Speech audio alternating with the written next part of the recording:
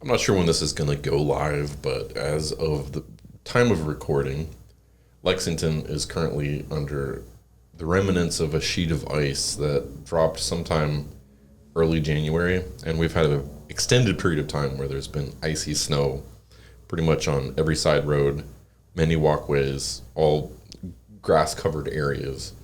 And consequently, my kids haven't been in school since before Christmas. Right.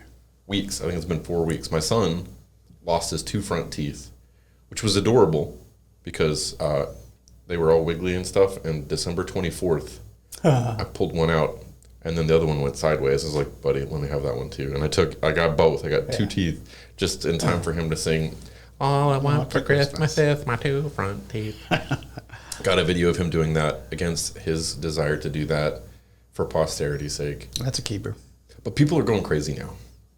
I don't know if you've picked up on the social media handling of how parents are tired of NTI days. Mm-hmm. Parents are tired of their kids being home because we like our children in small doses. We love our children, but we like them only in small doses. And then we want to send them off someplace and not be with them for hours. Especially after Christmas break. You've been with them beautiful times, a long time, and it's time for them to go back, and then nope.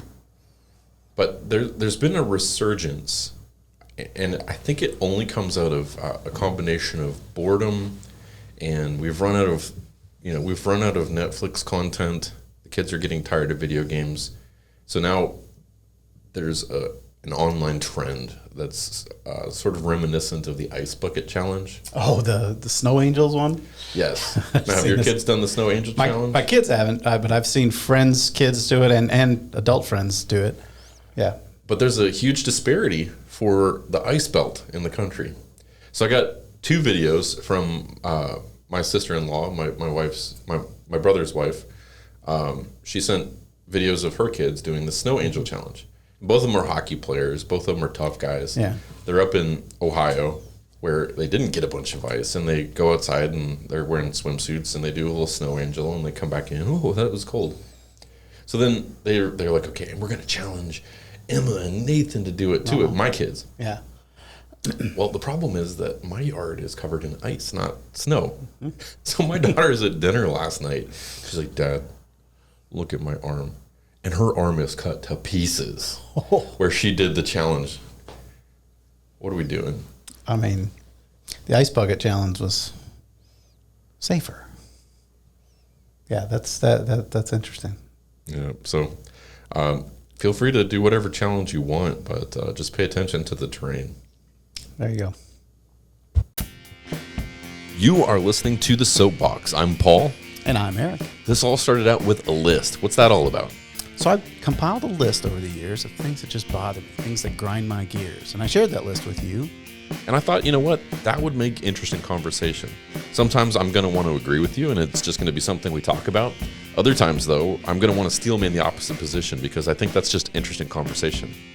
Yeah, and keep in mind, I'm always right, but Paul's just a really good debater. Hey.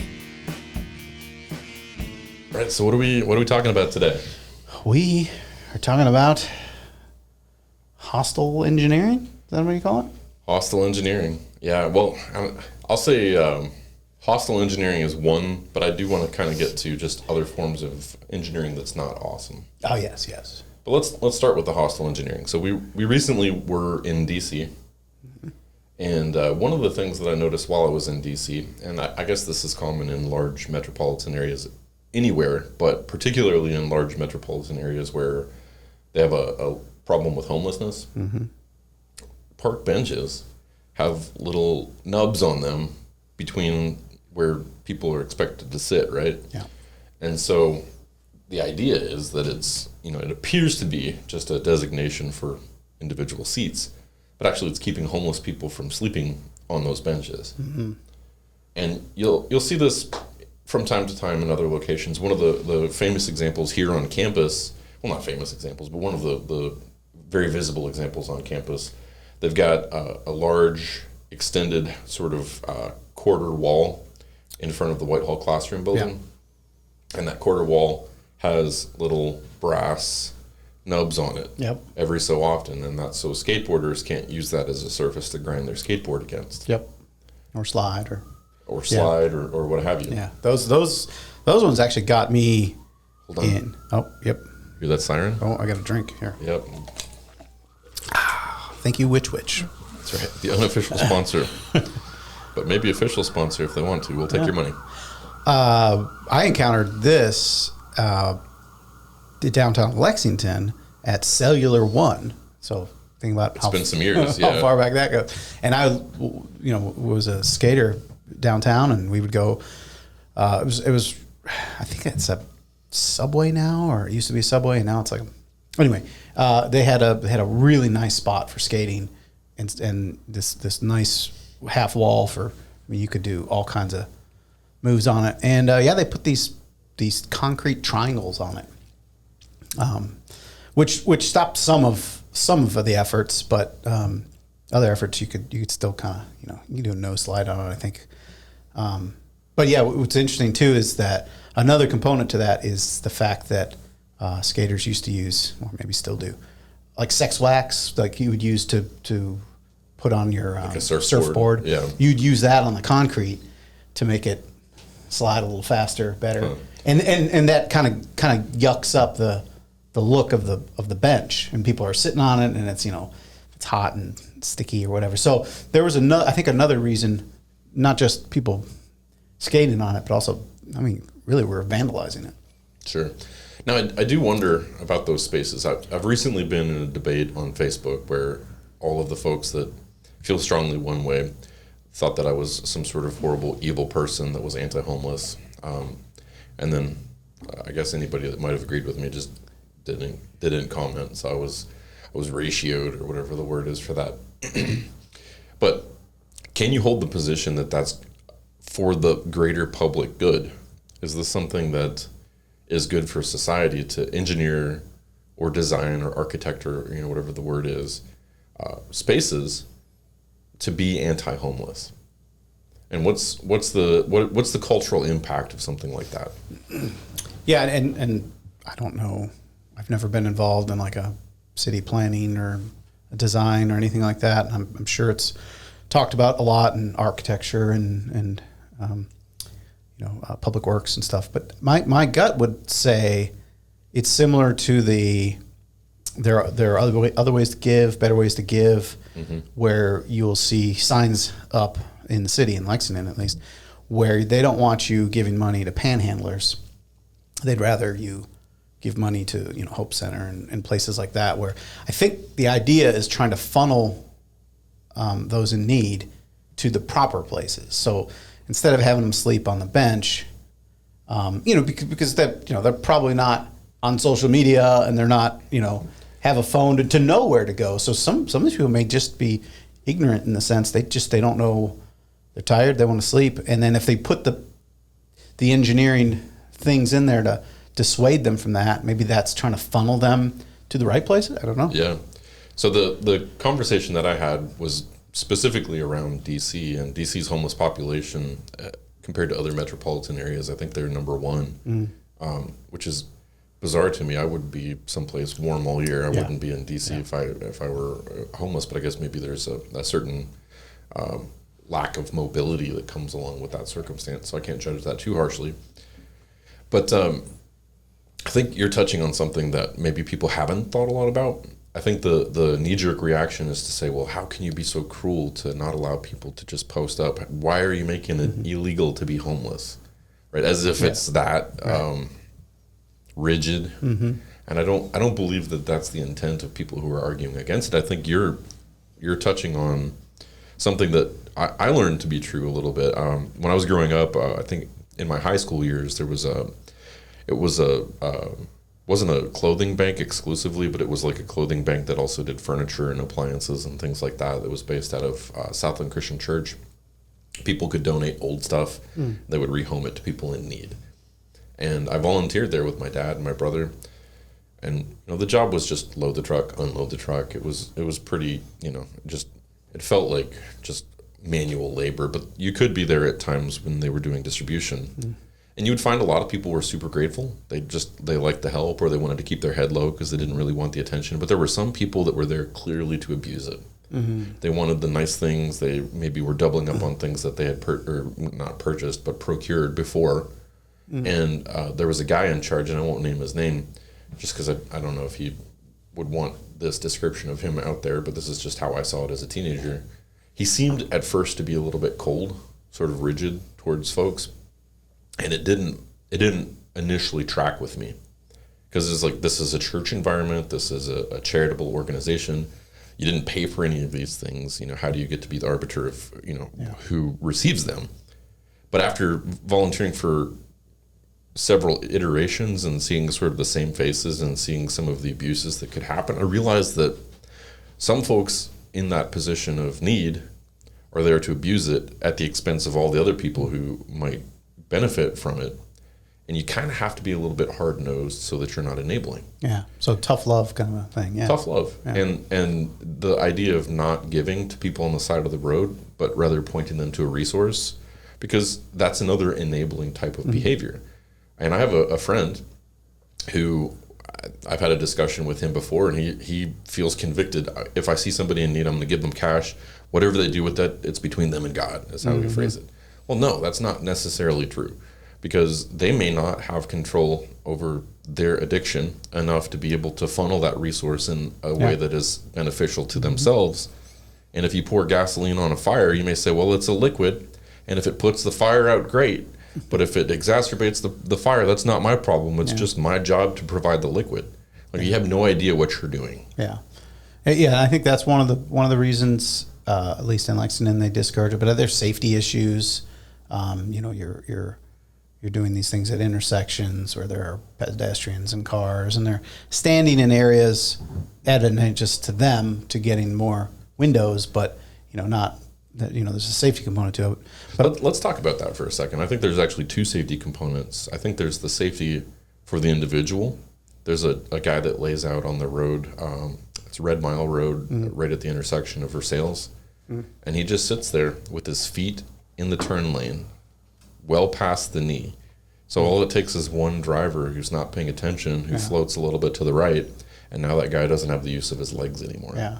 So the safety for the individual, I think, is one key component, but also public safety, I think, is another. I don't know if you've had the experience on subway car or train or public transit of some kind, where somebody's there that is clearly struggling with addiction or mental health issues, and they seem like they're kind of off the chain. Well, you were there with me when we were in San Diego. Yeah. And there was a guy that was beating his head against the glass because the door closed before he could go through it.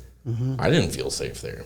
And if you encourage architecture that congregates people like that into public spaces, paid for by our tax dollars for the purpose of having a nice park, beautification, a place where you can enjoy a space with your family, but you don't feel safe to have your kids in that space, it sort of defeats the purpose of it being there. Yeah.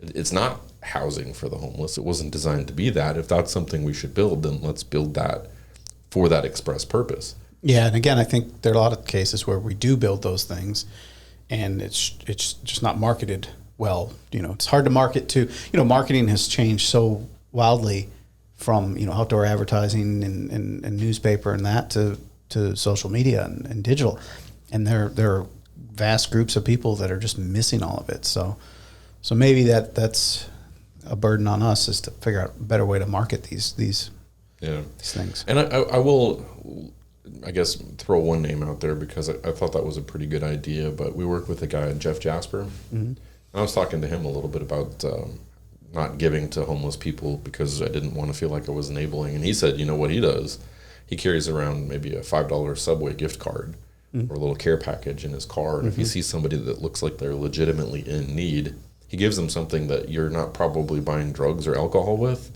But if you do have a genuine need for food, it's going to take care of it.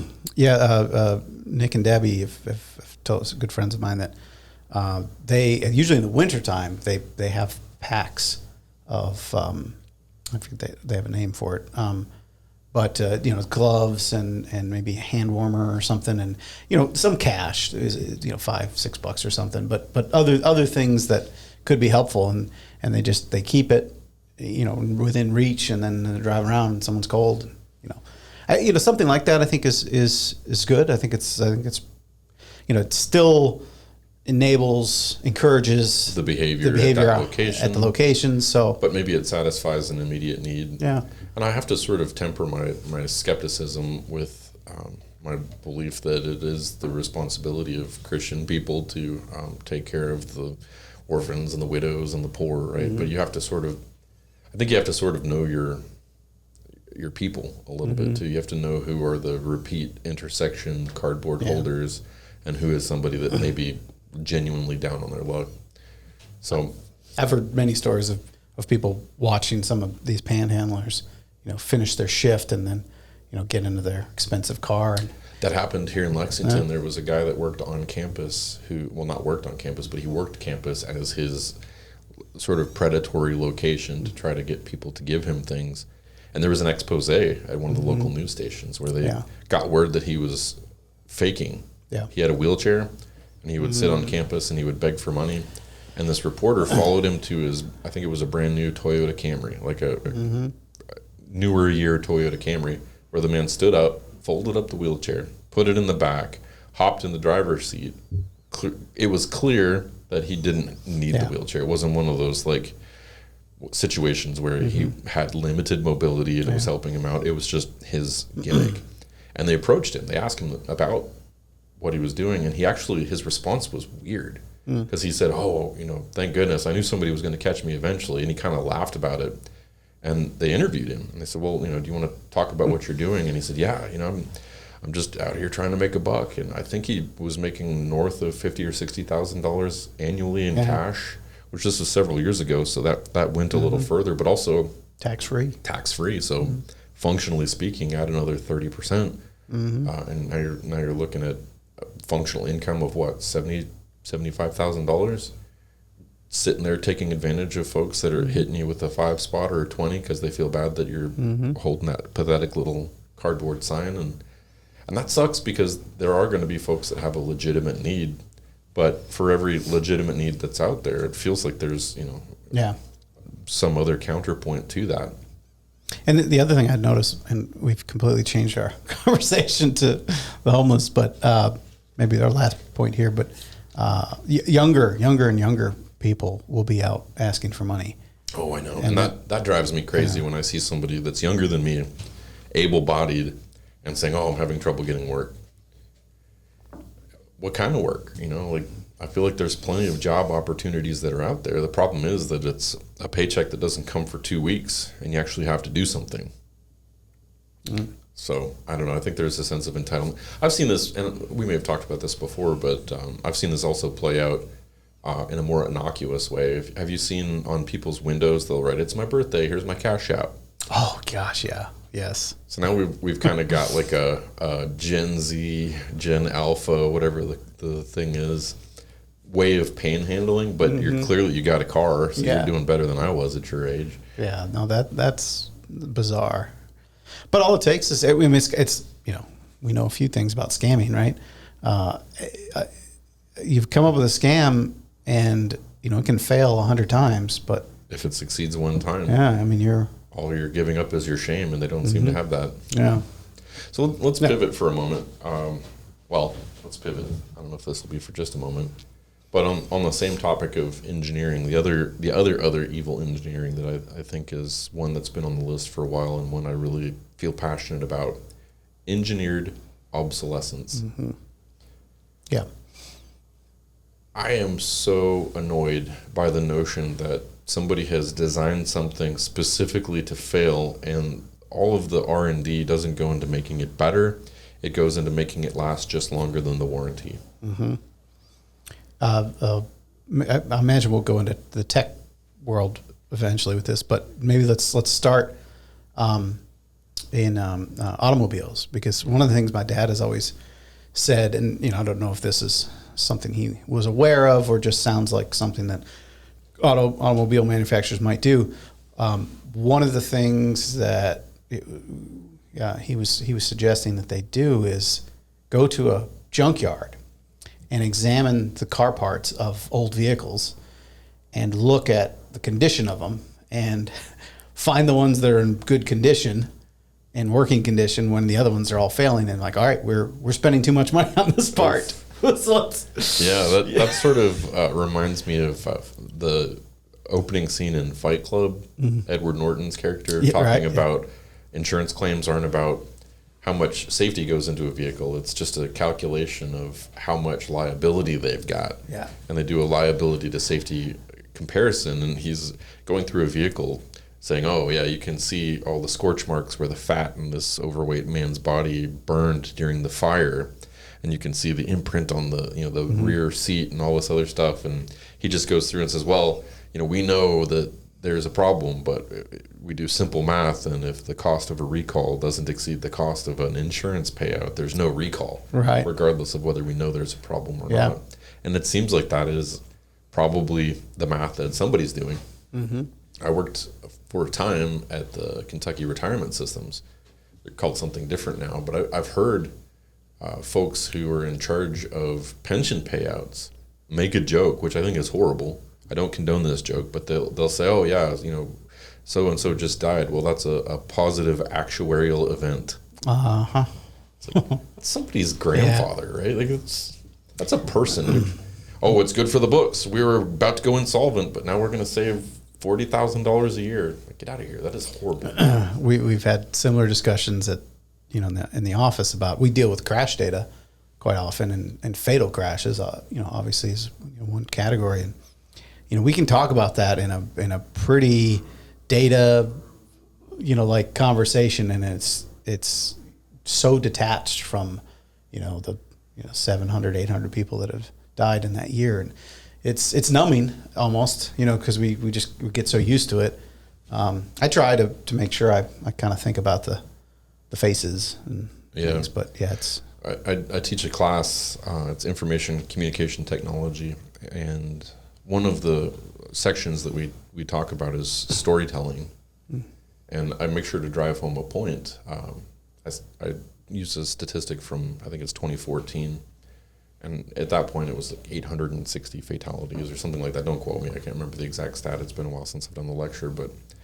And I give a very data high level. I say, how do you guys feel about that? And the class is like, oh, yeah, that's bad. We recognize that's bad. And then I tell a story of a friend of mine whose daughter was in a crash that year. And 14 years old, beautiful young girl, her whole life ahead of her.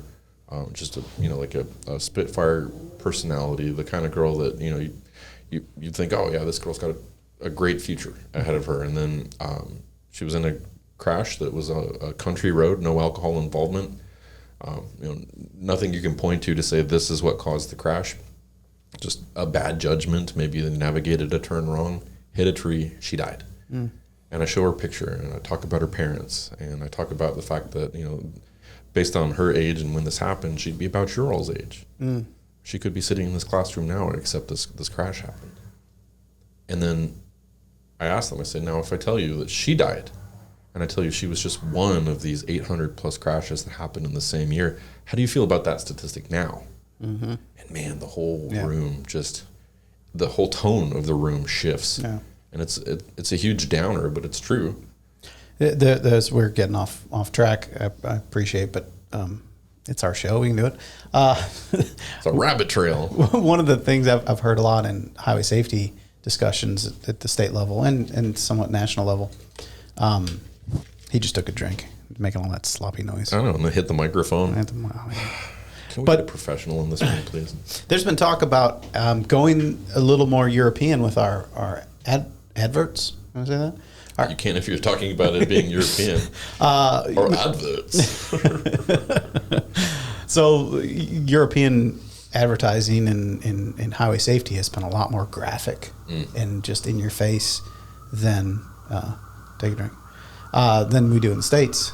And it's something we've talked about. We've really got to can really change it and make it more, something that kind of tugs at your heartstrings. And yeah, I was in Australia in 2006, and cigarette packages have to have graphic images of like damaged lungs or messed up teeth or cancerous tumors on them. So when you're buying that package, you know what you're doing to your body. So wouldn't complain about that. But Yeah. if we come back to our brings topic back. of engineered obsolescence, think about the light bulb. Light bulbs used to last a very long time. There's at least one Edison bulb that's been burning for well over 100 years. It's still going strong. So these things can go a long, long time. And then light bulb manufacturers got together and they said, we're not selling multiple bulbs. We're going to go out of business if these things are too nice. And there's documentation that shows they kind of conspired and said, all right, what's the life of a bulb? And they engineered it down to so many thousand hours, and then you got to buy a new one. Yeah. And then LEDs came out, and they were lasting forever, and now LEDs Tend to bite the bulb a little bit too. Maybe even earlier than some of the incandescents. Yeah. Because I've got bulbs in my house that had a 10-year promise on them. I know don't last 10 years before I'm cycling through them. So there's one. Appliances would be another. You used to be able to buy a refrigerator and count on that thing to get your kids through high school. Yeah. And now you're lucky if you get 5-6 years out of some of these appliances. You know that microwave in the office? Oh yeah, we've got an old wood panel microwave. That was the microwave for sure when we moved to Kentucky in '92. That was the microwave that my folks bought. I think it was built in '92. And they used it and upgraded for just, cosmetic reasons, probably. They wanted that brushed steel because that's what Right. white people like. And I ended up taking it and had it through college. It's a nice microwave because it's big. A lot of microwaves nowadays are smaller. And and then at one point, we had a microwave in our office and someone left and took it. And I was like, hey, I got a microwave. I don't need it. So, and it's still there. And have you been through multiple other microwaves since replacing that one? Yeah. One microwave we had installed by Sears or Home Depot or whatever, and they installed the vent wrong. And so it was slowly killing the microwave, and it died. But all my appliances feel at home. All the newer ones, the feature rich, they're full of features. Yeah. I mean, my refrigerator connects to the internet, But because you got to be able to play Doom on it. Right. I know that there's like value added proposition, right? Value added product here, and the more features you add, the more things that can potentially break. Televisions are another one. If you buy a smart television, you have bought a television that is a ticking time bomb because I've not seen a manufacturer support one past about a decade. Yeah. The apps that are native will stop working. You can't do software updates. They've become a much more complicated, stupid television, and you got to plug something in to make it work. A Roku or Amazon Fire or Apple TV or something like that. So what's the virtue of having a smart television versus just upgrading a peripheral and having just a screen? I've been a fan of basically buying a monitor, TV just to be a monitor and plugging in that smart, because you can easily upgrade your Fire or your Apple TV or whatever, and then that way. Of course, though, TVs, it's 4K now, then it's 8K, and then it's a million K, and more Ks the better. Yeah, you got to spend those Ks, but. Do you know the name Louis Rossmann? I don't think so. So he got his start on YouTube doing like MacBook repair and things like that. He became an advocate for the right to repair. And one of the things he talks about is telemetry. A lot of your televisions now, they sort of surveil what you're watching, how long it's on. There's a whole bunch of information that it collects, and then because it's smart, it's connected to the internet, it's sending that back, and it's using your user data to make an additional revenue stream for the manufacturers.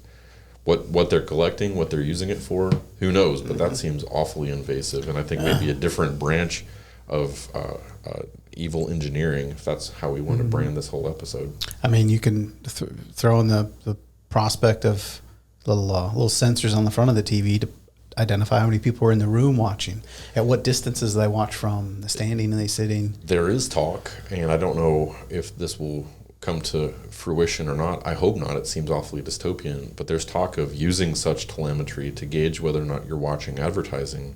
And if you're not paying attention to advertising on your screen, it's going to keep running advertising until you've locked in and given them X amount of your time.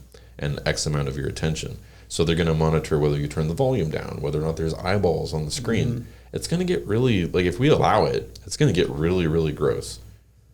Yeah, well, and the advertisers would, love that information.